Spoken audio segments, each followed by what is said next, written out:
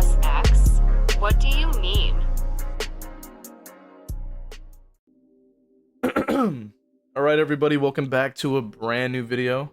Today I wanted to have a reaction discussion video from PixelBush titled "The Blight is Strangling Dead by Daylight responding to Otzdarva." So I guess this will be a response to what Otz said. So this is going to be going through a couple of filters, I guess, technically speaking. But hey, I'm here to listen in and hear about different perspectives with the game. If you want to watch the original video, it'll be linked in the description. Let's get into it.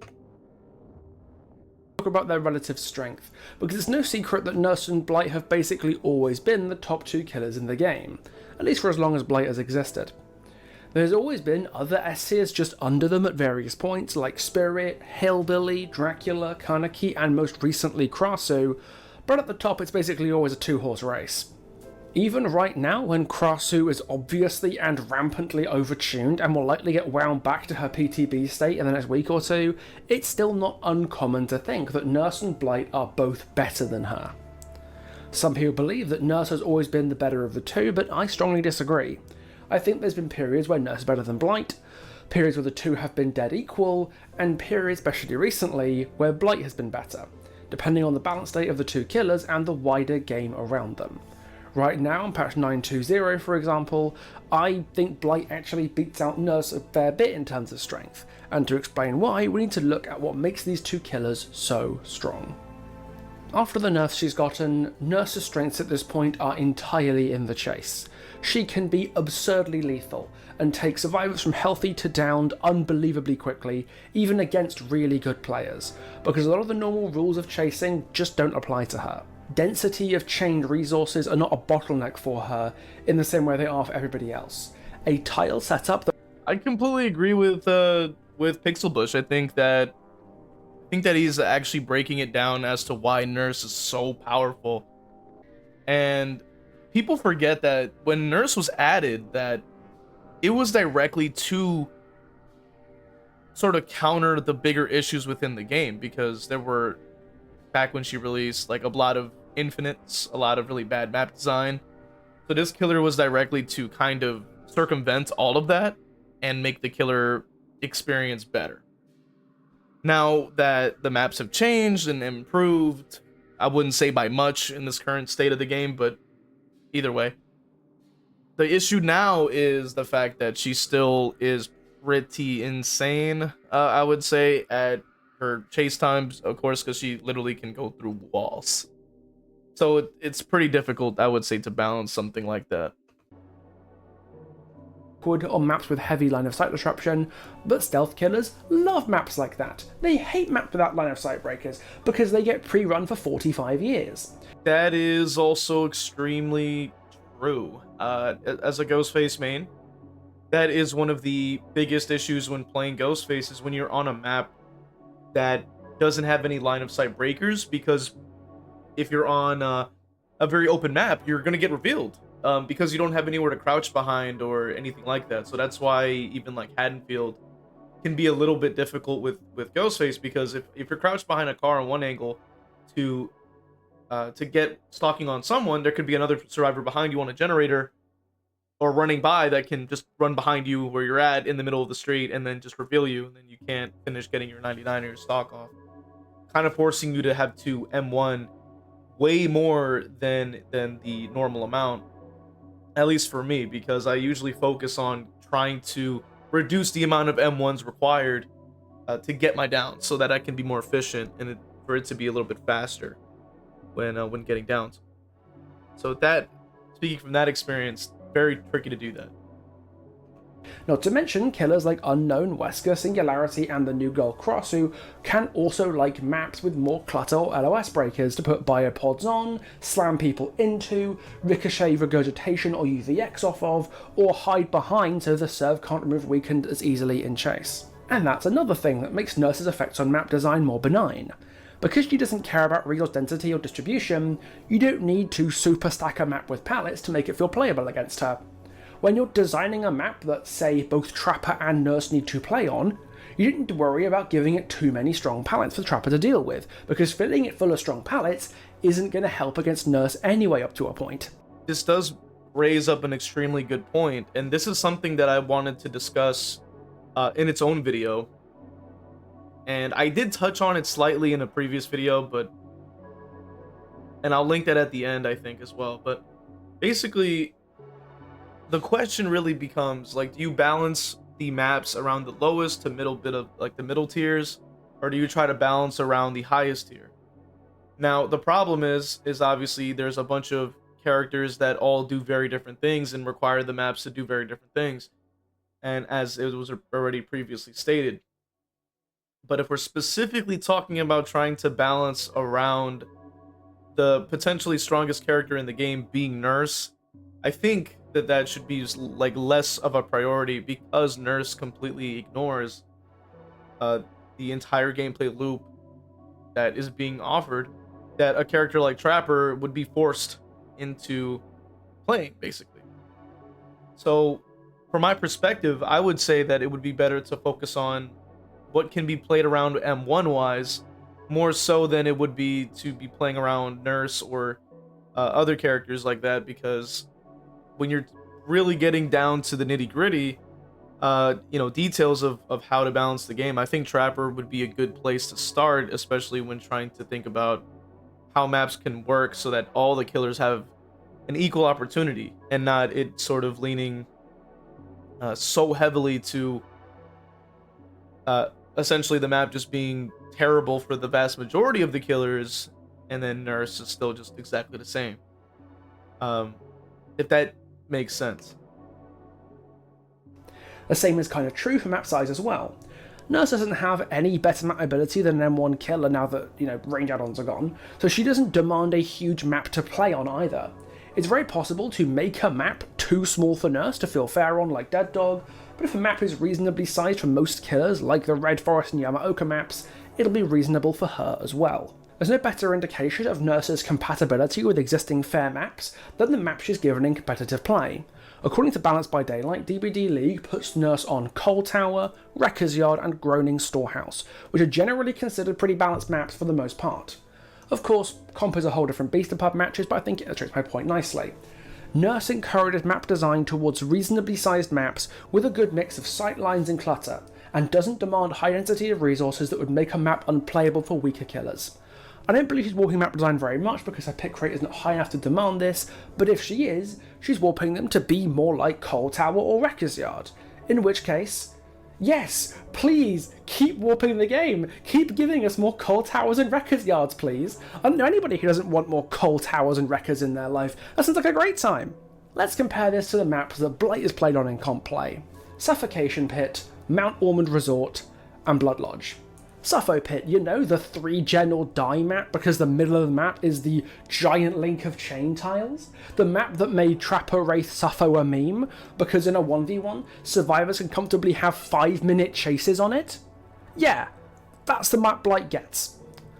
That, I have to once again agree with PixelBush on this point, because with a character like Blight that completely nullifies a lot of what makes a map powerful, you have to pick the strongest survivor-sided maps essentially to put them on in order to have a fighting chance, to equalize the playing field in that sense. And that's why we see Pig, for example, getting Midwich for comp, because of their lack of map mobility and their lack of overall map pressure, and the pressure that she does have in chase or with the reverse bear traps, for example, it does exist, but I wouldn't say it's going to rival, even remotely other characters that are in the A tiers and up.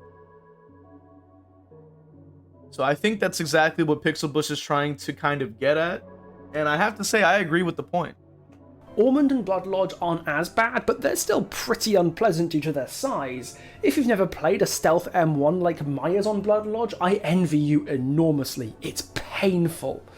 In some leagues, and for a while in DBDL, Blight was even put on Gas Heaven, an all-time garbage map for basically any killer because it's huge, stacked to shit, and has a main building designed by Satan. Thank you so much, PixelBush, for bringing that up. Honestly, I usually try to block out that map's existence when I play the game, because it is genuinely one of the most disgusting maps in this game. It's terribly designed. Hundreds of pallets all over the place, like, and they're all completely safe, and it's terrible. And it's really bad. Especially speaking from somebody who's maining a character like Ghostface up to this point. A lot of maps that have a lot of pallet density and barely any mind gameable pallets, on top of the pallet changes we've had recently as well. It's becoming a nightmare, and it's way more difficult to keep up. But Gas Heaven, at least until recently, was balanced for Blight, because a giant stacked map is what Blight needs to feel balanced on. Blight is a world-class pallet muncher. He forces pallets down very quickly and basically instantly kills survivors if the nearest one is too far away from you at any given time. This means that for a map to feel balanced for Blight, it has to have a high density of pallets, because each pallet needs to be close enough to the next one to stop Blight from running you down in transition between tiles. So, just turn the entire map into a suffocation pit-style pallet chain and make it unplayable for every killer below the middle of A tier. Same thing goes with map size. The only way to limit Blight's map coverage, other than turn over map into a Hawkins-style labyrinth of tight corridors, is to make it so huge that he has to burn many rush tokens to navigate it, which pushes map design in a really unhealthy direction and punishes low ability killers. There's almost no map in PixelBush is bringing up an extremely strong point here. And this covers exactly why I say that the balancing in DBD is so difficult to understand, and how difficult it is for these devs to actually balance things out, because we have characters that exist like Nurse that break the rules of the game by going through walls, essentially. Blight, being a character that thrives in a lot of the more average maps, can force down pallets very quickly, has excellent map traversal and stuff like that. And in the same game with a character like Skull Merchant that doesn't even have a power, a man with bear traps, and man wearing cool mask everyone likes, and knife that can sometimes make you one shot. No map traversal on any of those three. Have barely any map pressure, any map presence, compared to characters that are extremely efficient at chasing and getting across the map.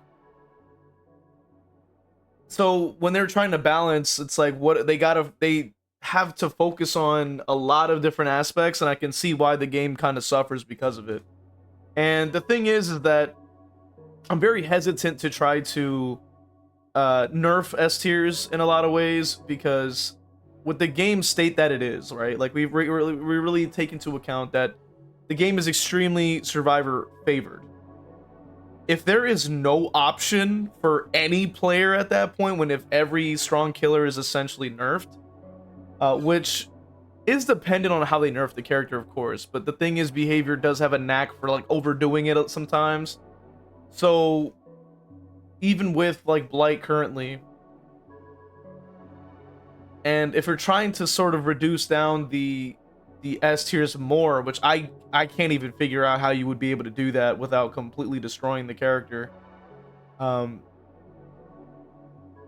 basically lowering their pick rate. Like, with doing that, I don't know how that's gonna fix the game.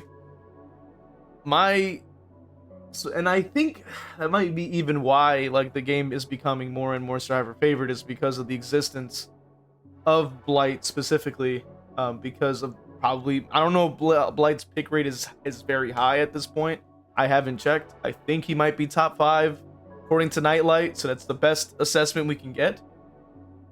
But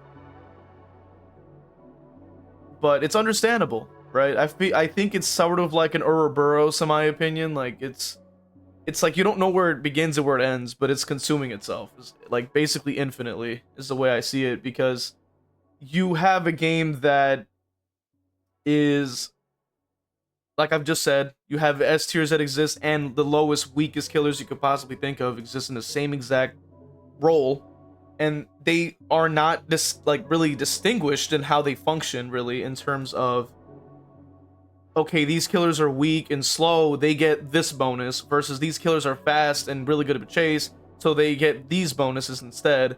Or trying to kind of change out sort of how they function in that kind of way, so that like for the lower tiers you can get maybe stronger buffs, and with the higher tiers you really don't need the buffs that much, so you can just kind of lower them. And we started to see that with the PTB changes that they were offering. They were trying to say, okay, we acknowledge that these characters are pretty strong, so we're going to reduce the amount of bonus that they get, and then we'll increase it for Trapper and Ghostface and whatever. So I'm like, that's cool. And I like that concept. I think they should lean into that further, because it's either that or you have to gut a lot of killers when they already are over buffing perks that are in the game for Survivor. They already added a million pallets to a bunch of maps that didn't need them. There were some that did, I will give it that. Some of the farm maps, Haddonfield, I know was a little light on the pallets. But obviously now I think it's a little too many. I think they need to kind of shift a little bit of where some of these spawn, because in the middle of Haddonfield you have like 3 to 5 in the center, and I think that's a little too many. I think 3 would have been a perfectly good amount, and then you just kind of focus on the houses being more of the loop spots. That to me might have made it a little more sense, or maybe put a hedge or something like that. But the center having like 5, I don't really think that's like, I think that's too much. But either way, and I really think it's because of the fact that maybe according to their data, they think that that in order to compensate for the higher tiers, they gotta overbuff. I think. I'm not sure, right? I don't know. I'm not a dev. I can't like open up a stat sheet or anything. But maybe that is the case. I don't know. I really don't know. So that could be the case. But the real big problem, in my opinion, are aura perks. Luckily, the Nurse used to be able to insta-down survivors, but cannot do it anymore. The Nurse used to be able to apply basic attack perks, such as Know It, and every insta-down perk was incredibly strong on Nurse, and the developers rightfully removed her ability to use basic attacks. Now, when you attack with your teleport, it's a special attack, doesn't insta-down. That's good. But we're still left with the whole auto-reading problem. Auto-reading on Nurse pretty much removes the one counterplay that you have on her, other than just hold forward and hope she doesn't catch up. You have to get behind stuff. You have to get behind line of sight, behind obstacles, behind walls, and good auto perks completely make this impossible against a even mediocre Nurse. This means that every auto perk in the game has to be balanced around Nurse, and so far we're not doing great.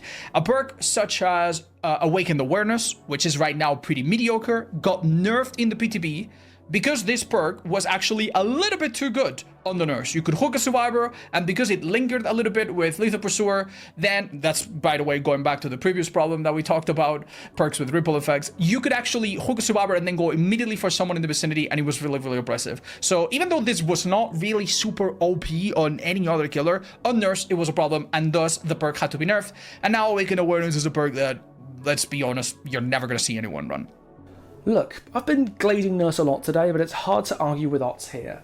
Nurse has been holding back the power level of... That does raise up an interesting point. The point, like the idea that S tiers can utilize some of these perks so effectively is something that I hear a lot about when discussing balancing with like especially with comparison to the survivor perspective. And that I think is like the biggest, also one of the biggest issues with the game, is that they're trying to balance out those two halves. And like I've said, I think the PTB changes like potentially allowed for that opportunity to maybe solve that, right? Because they were like, okay, we acknowledge the S tiers, and let's make sure that like the bonus you get for hooking is reduced for the S tiers because they really don't need it, and the lower tiers are going to get the full bonus because they objectively just need it more. And that I can agree with. I go, hey, that's good. The problem is obviously, and I think that's also why people sort of weigh the options when it comes down to like what perks work with which killer as well, which I think is like a side part of why this happens, because not every single perk works on every single killer. to the best of its ability. If we're talking full optimization, and we're not talking about chaos shuffle and you put on random stuff and see if you win. We're talking about, like, if you're trying to optimize the strong, like, the best perks you can apply to a killer, you're usually going to look at what they're capable of doing, how they function. For example, right, a character like Pyramid Head, he can shoot through walls. So people go, okay, I'm gonna put on aura perks, and on top of that, he doesn't really M1, so Surge kind of sucks on him. Or he doesn't really hook that often because he has cages he can use. So hook perks like Pain Res or something like that might not be as effective because you are like, okay, well, I have the cage feature, so like I would probably use that because it's faster and I don't have to pick up, so I can't get DS or blinded, so that's way more efficient. As speaking as a Pyramid Head main, or for example, I'm playing Chucky, right, and his undetectable doesn't really work that great because well, I should say the undetectable perks don't really work on him that well because his giggle is directional when you are undetectable, regardless of it being hidey ho or it just being the just unforeseen or something, like or dark devotion or something. The giggle is always there. It's directional. It's usually recommended you run oblivious instead, so you don't have to actually give away your position that easily. Because the hidey ho mode also puts out the little footfalls too, so you ultimately want to use oblivious instead because you won't be heard and you can kind of close the gap at the cost of the red stain being invisible and still being able to be read by aura reading. That's another good example as somebody who also mains Chucky. Let's look at a character like Ghostface. Like Sloppy Butcher is pretty terrible on him. Because, you know, this character one-shots anyway, so them healing or not healing is irrelevant. You can easily just mark them up and then one-shot them regardless. If anything, you want them to heal so that when you don't have to deal with any dead hearts and stuff like that, because you could just there'll be full health so they can't activate it. All right, or if they heal themselves, it'll get rid of DS, so you can just 99 them for later. So that is another thing. Or another example I would say is like save the best for last on Ghostface. I think Rapid too. Like I think those perks aren't really as effective on him. For example, but in comparison, I would say like save the best for last and Rapid could work on Chucky, or it could work on Clown. I mean, like, you know what I mean? Even though they're like two different sides of the coin, right? Chucky, believe it or not, does benefit very, very well from Rapid Brutality because he's always using his power, so he doesn't ever end up using Bloodlust. And then he's also able to get a hit and then use his hidey ho mode to dash like faster with Rapid's haste. Or with Clown, it's the same thing. Like you can use Save the Best to help you close the gap because the recovery speed decrease alongside with haste and maybe hindered and mixed in. You'll be able to close a lot of gaps a lot faster. But in comparison to Ghostface, you're like, if you're getting your mark downs, you're not gonna end up getting 2 stacks per down. You're getting maybe 1. And then if you're doing it a couple of times, you're walking around with maybe 3 stacks or less, and you're not getting much value. And even furthermore with Rapid, there's a lot of situations, a lot of palettes where you kind of need their Bloodlust on Ghostface from personal experience. The Bloodlust really can't help you because if they're on a really strong filler, but you want to keep them there and not let them chain because of the palette changes, you kind of need their Bloodlust. And if you don't have it because you're running Rapid and you can't catch up because you're playing Ghostface, you're kind of screwed. So you're like, well, you got to just run something else. All that to say, right? Tying it back into the main issue here, which is the perk designs affecting higher tiers. So aura reading is extremely good on Nurse. Aura reading is extremely good on Blight and Hillbilly and stuff like that. Having information and speed plus slowdown, it's pretty much a wrap at that point. But you can use the same exact build on a character like Ghostface or Chucky, and you probably wouldn't even see that much of an effect because they're much slower. And that is sort of even where rankings come from. That even comes from like the builds and stuff like that. And that's just how the game is designed. The issue is that these characters are so strong that the perks only make them stronger. But then like when you're looking at a low tier, the perks only make them slightly better.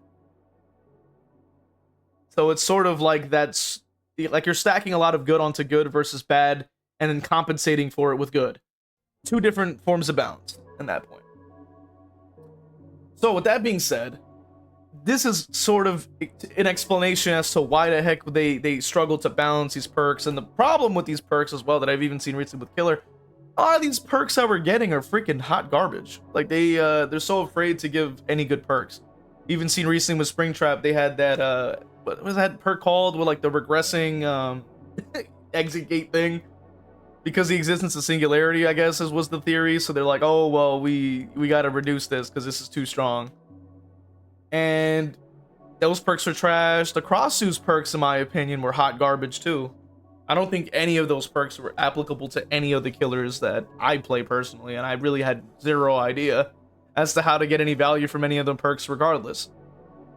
So yeah, like I don't know, maybe that's a side effect of that, you know, maybe because of the S tiers being as strong as they are. Maybe that's also affecting, you know, us getting actual good killer perks that can actually change the game in some kind of way to make it more interesting, because otherwise those perks are pretty bad.